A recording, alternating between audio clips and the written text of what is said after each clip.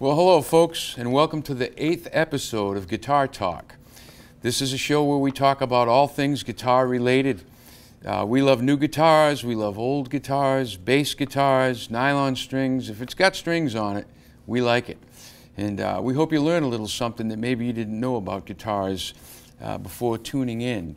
We talk about equipment, all sorts of styles, and lots of other points with what it takes to be a guitarist, whether you're an amateur trying to step up to doing some gigs, or whether you're a working pro and you're here to share some tips for those that are coming up the ladder. Today's guest is a clear example of what super discipline and truly insane hours of practice and study combined with a lot of talent will give you. He's a gifted classical player with tremendous technique, and he's equally adept at playing some pretty blazing solos on the electric guitar, two-handed tapping, all sorts of stuff. He's got a whole Robert Johnson program that he's worked out for all you blues fans, and he has studied with and now works with the great John Finn from the BSO, and his busy schedule of high-level gigs is a reflection of what skill and dedication and professionalism will bring you towards. So ladies and gentlemen, I'd like to introduce Steve Machena. Steve, welcome to the show. How you doing, Mike? Oh, great. Great to have you aboard. Great to be here. You got a pretty busy schedule lined up for the summer. Yes, I do. Yeah. It's good. You balance a lot. You balance a lot of different styles with all these gigs. Yes. Yeah. Well, tell me, who were your early influences on the classical guitar? Well, on the classical guitar, as far as like a strictly classical guitarist, Andre Segovia. Yeah. Right. There's so much great that we could say about him. Yes. There's technical elements to the classical guitar, but then there's expressive elements. The way that he would use rubato. I mean, in classical music, in the entire 20th century, there was sort of this move towards a more strict interpretation that was on the page. Now you get into some interesting decisions that you can make, and I think that Segovia made brilliant decisions where, if there's a piece of music that was written for the piano, and he would transcribe it for the guitar, he could say, well, this is sort of the rhythmic pulse that's going on in the music, but this particular chord on the guitar, if I let this ring a little bit longer, this beautiful thing happens. And he was making a lot of decisions that were uncharacteristic for the 20th century. He did. He went against the grain, and he ruffled some feathers. And I don't think a lot of people realize the importance of his contribution to modern music. When you go back, he even changed the design. Yes, absolutely. And I mean, his contributions are insurmountable. So, a couple things I could say. One is that when Segovia started playing, any text on playing classical guitar, first of all, it was kind of understood that this was an instrument to play at home, and it wasn't designed for the concert stage. And he thought, well, we can do this. And one of the reasons was the books that would talk about technique would say, to keep your right hand nails short. Yeah. Right? And he realized that he'd get more volume and a wider diversity of tonal colors by using his nails. So he really, really changed the game. And that set the standard for everybody. Absolutely. I mean, we could do a whole episode on nail care, for crying out loud. Some people are so crazy about it. But so Andre Segovia, and anybody coming into the later part of the century besides Andre, maybe some of the more modern? Well, modern, we say of course, John Williams, Elliot Fisk, all these guys are great. Yep. I will say there's a couple elements that were very influential on me. One was the guitar player Randy Rhoads that played with Ozzy Osbourne. He had that piece D on the first Ozzy solo record. That was tremendously influential to me and made me want to. It wasn't that I wanted to play classical guitar as opposed to another style of guitar. I just wanted to have sort of a comprehension of the entire history of the guitar. So at that point, there's no way that I could leave the classical guitar out. Right. There's other stuff that Randy Rhoads did that later on, when I was a student, I was at Berklee College of Music, but then also I was taking classes at the Boston Conservatory. There were pieces that my teachers would give me that I'd never seen the music for, but as I went to learn them, I'm like, that's Randy Rhoads right there. So he was pretty studied. He was very studied. And playing these different styles, I have this feeling, well, there's one school of thought that says, choose something, and it's so 20th century. Right. Choose this one thing, specialize in it. Get good at it, right. And then there's the concept that you're going to be able to get further with this one thing if you exclude everything else. And I think the opposite is true, because a diminished chord is a diminished chord whether you're playing jazz or classical or heavy metal. So I feel that there's a certain point when all these different styles converge.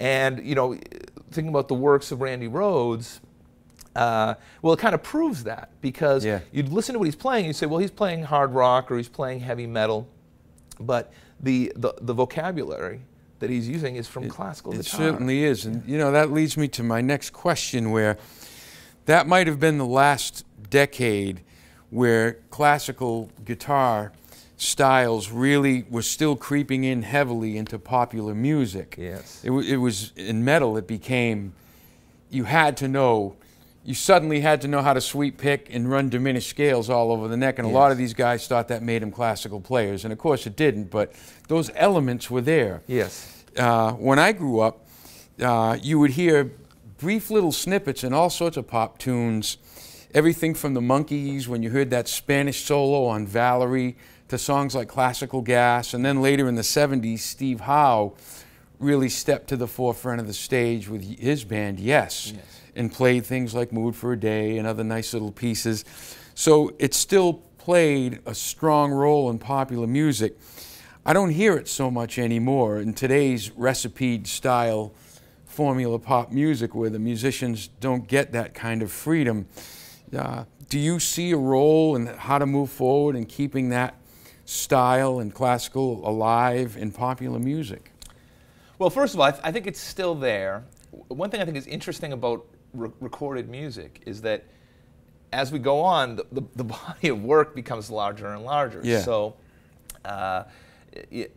you know, kids today listen to music throughout the, you know, I don't think there's a discrimination against, oh, I need to listen to something that came out in the last 10 years, for example. So especially like guitar students, they still hear the, you know, the Yes and the clap and all these types of things. Right. So that, you know, they're still doing it. You know, I could say that I think there's something wrong with the music business as far as the way, as far as what they're trying to market. Right.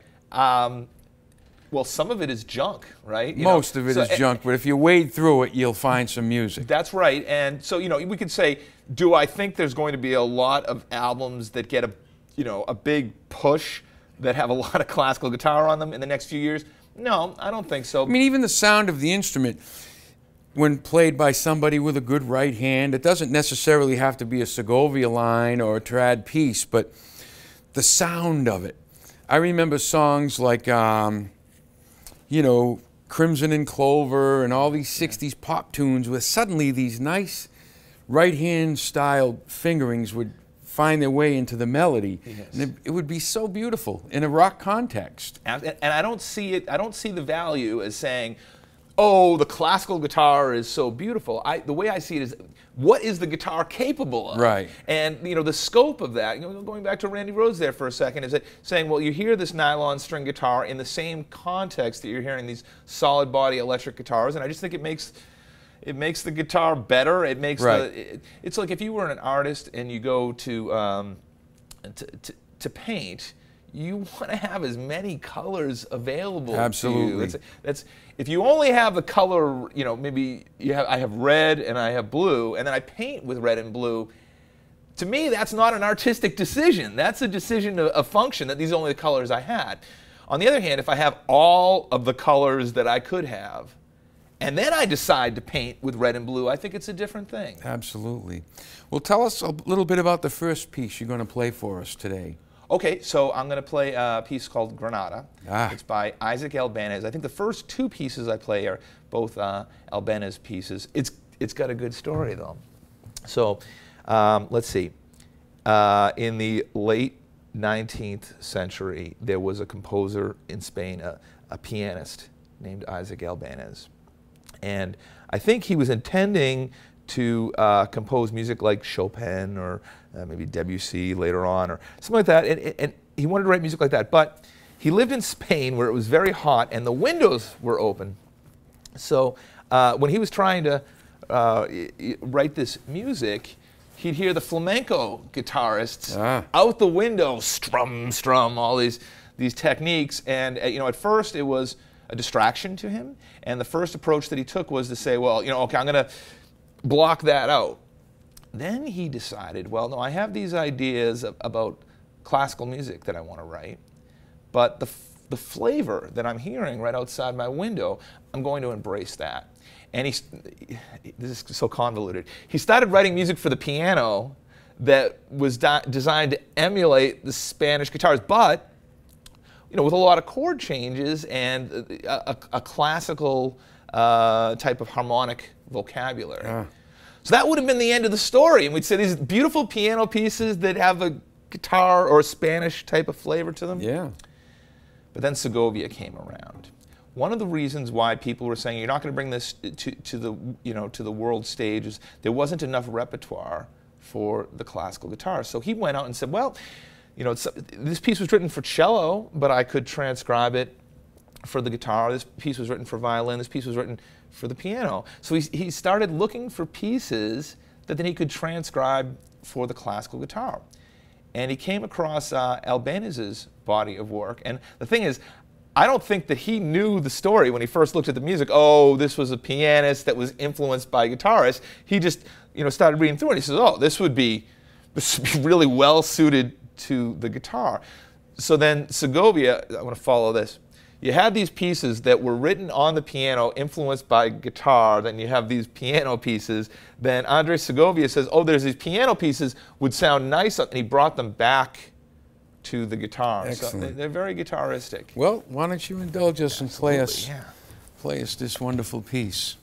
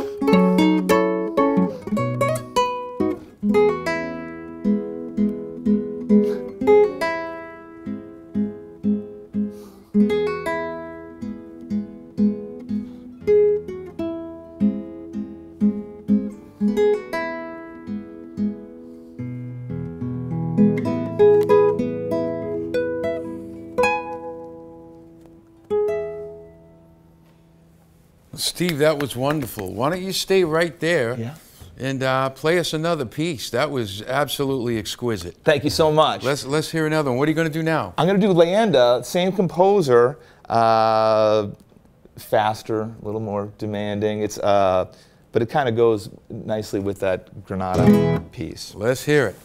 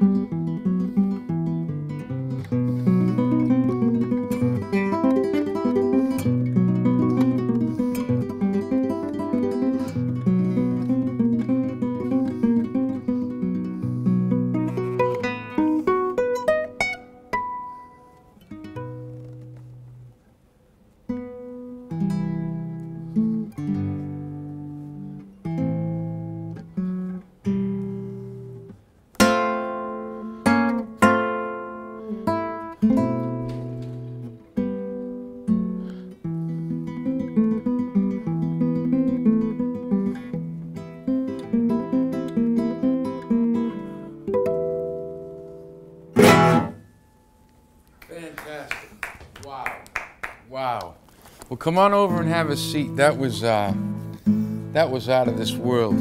That was really wonderful. I'm going to throw my guitar in that Sure. other tuning. You don't see classical technique like that a lot, folks, and that's what a lot of hard work and practice will give you. We've got a couple of minutes left. Talk about a little bit what rasgueiro technique is. A lot of folks don't know what that right-hand technique is. If you could describe that. So, I'll tell you how to develop it. Yeah. And it's technically it's not a classical guitar technique. It's a flamenco technique. So, the principle. So if you're flat picking, there is an alternation that goes on, and that alternation is like down up. No matter what you're doing, if you were sweeping or you were alternate picking or whatever, it's always down up with the pick, right? The classical guitar approach, the fingers are when you're making a sound, the fingers are always coming into the palm, right? Yeah. But the flamenco guitarist actually will have an alternation of the fingers where they'll come in, like the classical thing, and they'll also move back out. Yeah. And I'll tell you the way that any guitar player can do this. You don't need a nylon string. You don't need fingernails to do this. But the way I'd sort of picture it is you make a fist, and what I do is first I'd extend the pinky, which is actually interesting. You don't use the pinky in classical guitar technique, but you do in flamenco. So I bring the pinky out, then I bring out the ring finger, then I bring out the middle finger, then I bring out the pointer finger. And I'll do it slowly. It's almost like 4 different switchblades opening up. But you'd say, in practice, they're almost all at once, but there's a splay. Now, and that's what gives you the sound. Well, but there's only 6 strings on the guitar. Right. But if there's 4 fingers hitting those 6 strings in succession, that means with those big chords. I was talking about Albéniz, and he'd write these pieces on the piano that there'd be 10 fingers in the chords. So when Segovia went and arranged it for the guitar, he had to pick and choose his notes. But see, he interpreted something. He said, well, yes, there's the notes that are in this music, but there's also this texture, this large texture. So the way you get it is you pick the chord that you're going to play, and then you're essentially strumming that chord 4 times in quick succession there. I think it's an important, it's a really aggressive technique. It is. Because you say that, can I demonstrate something about that? Please do. Yeah, and I can bring the guitar right here. Bring it right over. I need to... The first player I ever saw do that and heard do it on record when I was really young was Sebekis. Okay, yes, yeah. He had a right hand that seemed to come from another planet. Yes. Because he was the first I'd ever heard, and I was just floored, and it seemed like that mortal men will never achieve this. Well, it's all practice. Yeah. So I have the guitar tuned to That's to okay. Open tuning right now, but so I'll tell you the sort of the flamenco approach I'm going to take. So I'm going to raise my thumb. So that's different from a classical guitar approach with, again, the thumb would be moving down. And then I'll extend the ring finger and I'll extend the pointer finger. The thing about this particular pattern, to me, it's unbelievable how loud you can make the classical guitar with it. So I'll just show you. It's like it's hard to talk over that when I'm doing that. So this is the thing I was doing there before, but this alternation, there's a lot of volume. That's fantastic. Yeah. Well, listen, if you want to play the slide piece there or do it there? I should probably do it over there. All right. Yeah, let me grab the slide there. And so we're going to hear slide on a nylon string, folks.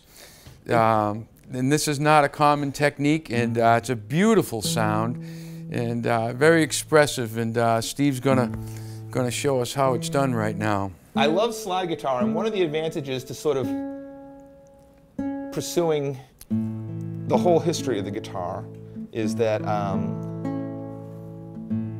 you can start crossing things. You can say, well, there's this in jazz and there's this in classical, but what if I do both of them together at the same time in rock? Then, you're, on one hand, you're paying homage to the history that's there. On the other hand, you're sort of playing something. Not a lot of people play slide with the nylon. Well, folks, we're going to take you out with this piece, and I'd like to thank you for joining us today on Guitar Talk. And Steve, take us out. Thanks, Mike.